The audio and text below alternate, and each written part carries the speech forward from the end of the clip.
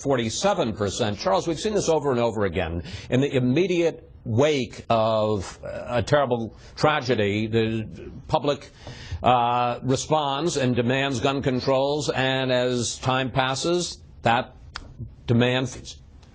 Well, that's why we don't have direct plebiscites on issues every night on the internet. We have representatives who deliberate and debate and think about issues so that you get a result that might be effective. I think it is wise to actually wait until the emotion is passed. But I think there's another interesting side effect of the passing of time. It isn't only the decline in the enthusiasm for gun control.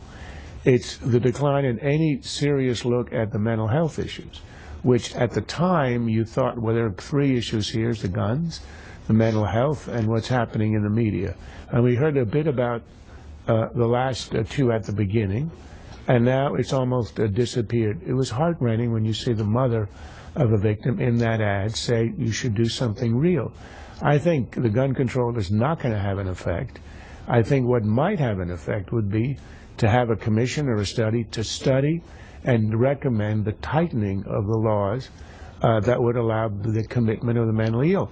This wouldn't have made a difference in Newtown, but it would have made a difference in Tucson, where we have been learning over the last couple of days about the parents who saw in Jared Loughner a kid who was completely falling apart, becoming psychotic and dangerous. This is the shooter of Gabrielle Giffords. Right, who killed several others who were in the crowd.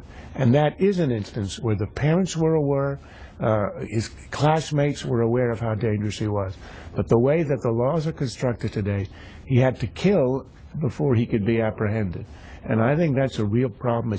The laws have changed and relaxed over the last generation, and that, I think, is the one thing that would really have a significant effect. Briefly, if you had a background check, and you know, one of the cases there, Loughner passed the background check, even though he had been kicked out of community college because he was judged to be a danger to himself and to others.